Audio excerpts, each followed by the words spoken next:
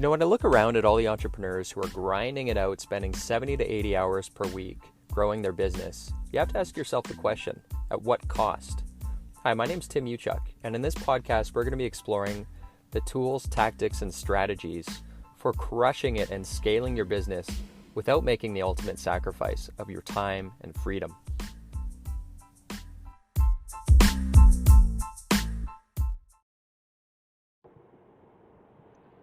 Hey, what's up, everyone? Tim Uchuk here. If I sound like my throat's a little gruff, our family is on the mend. I was traveling to San Diego for 3 days last week for business. Came home and everybody in the household came down with something. So we're all on the mend, and it's a beautiful day here on Vancouver Island. I'm just heading home after doing a couple errands here, and so I thought I would share two words with you. This is a little strategy I've been using for years, but two words that you can use so that you can bring clarity, intention, and purpose behind everything you do. And so a little hint in that sentence I just used, I actually used the two words, which are so that, so that. And this has been a really neat trick, which again, if you're ever wanting to plan out your days or your weeks, and if you've ever looked at a task that you set up for yourself or a goal or a target, and you came to look at it, a week or a couple days later, and you couldn't remember what the heck you were working on or wanted to work on, and you didn't have context around it. So in other words, it wasn't anchored to a purpose.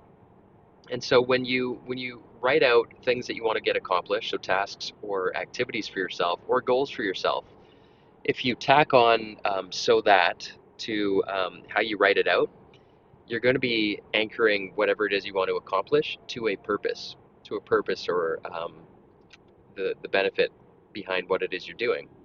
And it's going to provide some context for you. So for example, let's say this week I were going to write out a task for myself. I might write down, plan our upcoming vacations so that we can um, book our hotel before it sells out, for example.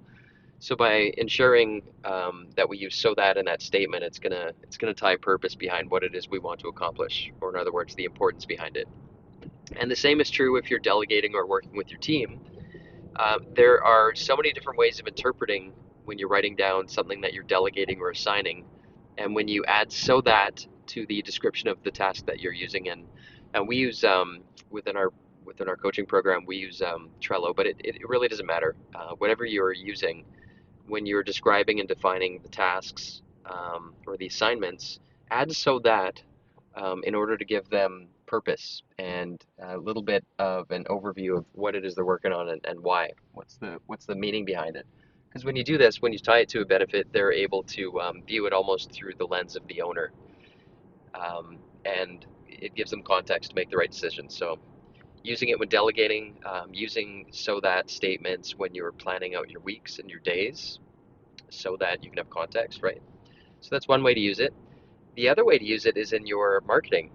And let's say that you were doing or giving some feedback, whether you're doing your own copywriting. Let's say you had a website and you're selling a widget or a service, and you're listing out the old features, which everybody does the features, and oftentimes people don't really care about the features unless they are tied to the benefits.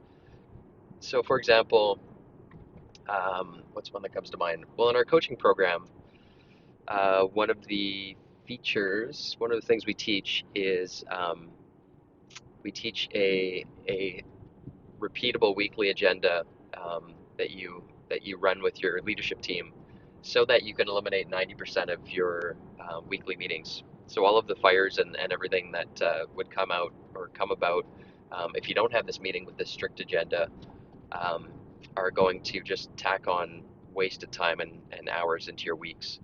So that's the benefit.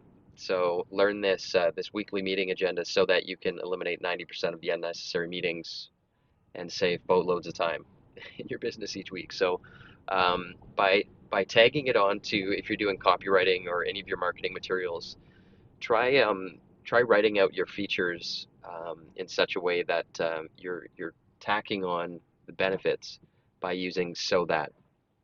So it's a marketing example. The third example I want to give is when you are writing out job descriptions. which is really important to articulate, people's responsibilities. If somebody's on your payroll and you're empowering a team member, you want to be really clear on what they own, what they're accountable for, and you can do that by when you're listing out their responsibilities, use a so that statement for each of their responsibilities. So, for example, let's say let's say you've got a sales account manager and you're writing out their responsibilities when it comes to your CRM, your sales software, for example. And so with the sales software, they're often inputting, contact information for customers and prospects, which include, first name, last name, email, title, and so on. So in terms of responsibilities, how we think about these is they're essentially the critical behaviors that in the absence of these behaviors, you're gonna have a mess on your hands. So what are the critical behaviors that are really important for that role? And in this example, I would write something like, so what's the behavior? What's the critical behavior would be maintain up-to-date and accurate contact information within the CRM so that we can keep an accurate and clean customer list, for example. So the behavior, the critical behavior, when you're writing out this responsibility for a job description, critical behavior is to maintain their customer list, all the records, because a lot of salespeople just hate data entry and they'll take shortcuts. So you want to articulate, here's what it means when you're inputting a deal. You always want to have, first name, last name. It has to be up to date and accurate. Why? Because that's your customer list is one of your greatest assets. And if it's a mess, that's not a good thing. So that would be a critical behavior.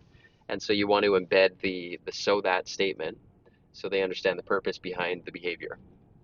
And then, so those are responsibilities in a job description. The other section that we typically add in the job description are key results. So these would be the measurables. So for example, again, for the sales role, you might have, let's say 10 meetings with prospects per week. So hold at least 10 meetings with prospects each week so that we can maintain a healthy pipeline.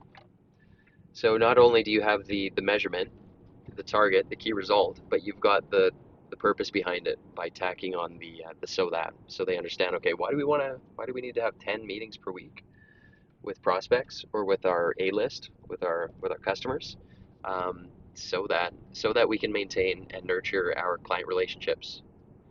So when you write it in this way, there's context. They understand, oh, okay, that's what this key result is. This is the benefit. This is the meaning behind it. So I hope that's helpful. It's a great standardized way to write out statements for, as I mentioned, when you're delegating, when you're writing out tasks for yourself, whether it be in your calendar or if you use project management or an app or something. Try writing it out with so that tied into the statement. With your marketing, if you're talking about your features, try adding so that you can articulate the benefits of what it is you offer to your clients. And then lastly, when you're articulating job descriptions, equally important to add in so they understand, okay, here's my responsibility, here are the critical behaviors, and here's why it's important, because you've added in the so that. So I hope that's useful for you, but it's been a little trick just to help me, again, kind of standardize, get everybody on the same page when we're working together and we're working on projects, especially when there's a lot of moving parts. So anyways, hope that's helpful.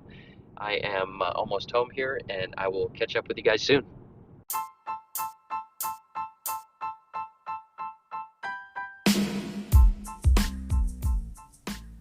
Hey, Tim Uchuk here, and real quick, if you enjoyed this podcast episode, if you could take a couple quick seconds to give it a rating, it would be very much appreciated.